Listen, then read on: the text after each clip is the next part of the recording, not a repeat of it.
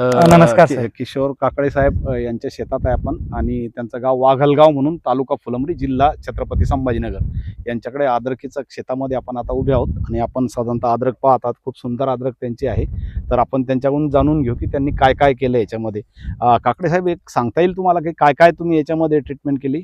नमस्कार सर, मी किशोर काकडे, माझं गाव वाघलगाव, तालुका फुलंब्री, जिल्हा संभाजीनगर. सुरुवातीला मी अद्रक उगल्यानंतर एका महिन्याने याला ट्रायकोडर्मा साधारण माझं 35 ते 38 गुंठे 40 गुंठे क्षेत्र आहे. बर. तर 10 किलो ट्रायकोडर्मा सोडला ड्रिपद्वारे. बर. त्यानंतर मी त्याच्यासोबत फुटव्यांसाठी, तेव्हा फुटव्याची स्टेज होती, तर 3 लिटर PSB सोडलं. बर. त्याच्यानंतर 15 दिवसांनी मी याला PSB 3 लिटर आणि KMB 3 लिटर सोडलं. त्यावेळेला मी थोडं अझोटोबॅक्टर सोडलं नाही गेलं माझ्याकडून. नाही, नंतर 10 दिवसांनी मी ट्रायकोडर्मा सोडला 8 किलो. दुसरं काही विद्राव्य खत, 1 किलो सुद्धा विद्राव्य खत नाही माझ्या अद्रकीला. पूर्ण महाजैविकचाच प्लॉट आहे हा, महाबीजचा. बरं, म्हणजे तुम्ही तुमच्या म्हणण्याचा अर्थ असा आहे की तुम्ही कोणतेही रासायनिक खत किंवा इतर जे औषध ते टाकले नाही. बेसल डोस मध्ये फक्त 2 DAP चे आणि 1 पोटॅशचे बॅग दिलेली मी. त्यानंतर आपलं 9-24 महादनचं ते पण दाणेदार मध्ये दिलेलं आहे. पण मी विद्राव्य खते सोडले नाही. जे आपण 19-19 जे अद्रक स्टंट मध्ये फेमस झालेले सध्या शेतकऱ्यांना, 12-61, 19-19 हे वगैरे खताचा युजच केला नाही प्लॉट मध्ये. आणि मी 3ऱ्या डोसला घेतलं याच्यावर 2 litre azotobacter, 2 litre PSB, 2 litre KMB.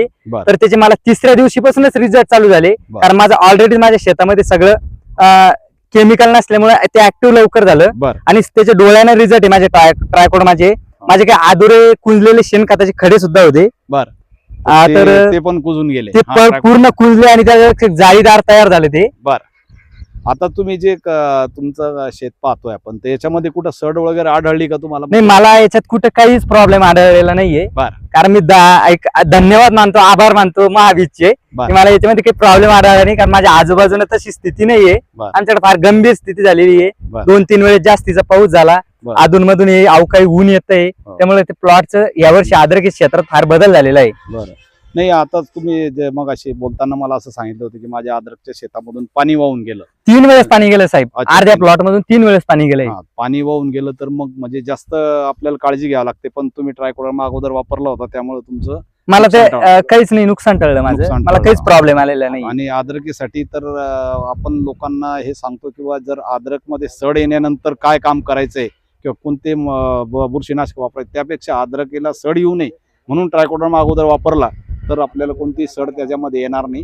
हे एक. आणि दुसरी गोष्ट म्हणजे जे आपण खतं देतो, तर आपल्याकडे अझोटोबॅक्टर, PSB आणि KMB तिन्ही प्रकारचे जे जीवाणू खते हे जर दिले तर आपण त्याला ते उपलब्ध करून देतात पिकाला आणि आपलं पीक चांगलं जोमदार येते.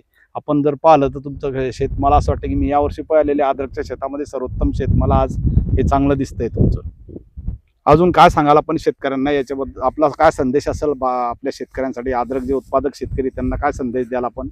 माझी एकच इच्छा आहे की सगळ्यांनी PSB, KMB, अझोटोबॅक्टरचा पुरेपूर उपयोग करावा अद्रक क्षेत्रासाठी. खास करून अद्रकीच्या क्षेत्रामध्ये लोक 3 दिवसाला 4 दिवसाला जे विद्राव्य खत सोडतात, त्यामुळे जमिनीचा जो pH मेंटेन व्हायचा तो होत नाही. खड्याला विजा होते, जमिनीचं टेम्परेचर वाढल्यामुळे समजा हीट खातं ते पीक. पण जे आपलं जे PSB, KMB आहे ते साक्षात मी असं पहिले माझ्या आयुष्यात पहिले डोळ्यानं बघितलं की जे बाटल्या फुटताय माझ्या डोळ्यासमोर. बरोबर. ज्या बाटल्या लिकेज होत आहे, त्या बाटल्या अंतवेळेच लिकेज झाल्या माझ्या 2 बाटल्या त्या अझोटोबॅक्टरच्या. खास मला फार आवडलं हे पीक, म्हणजे जे खत आहे आपलं ते खरंच आवडलं. आणि ट्रायकोडर्मा पण माझ्या डोळ्यानं, माझ्या शेतामध्ये मी स्वतः डोळ्यानं ट्रायकोडर्मा बघितलं माझ्या शेतामध्ये शेणखताच्या याच्यावरती. छान साहेब, धन्यवाद साहेब.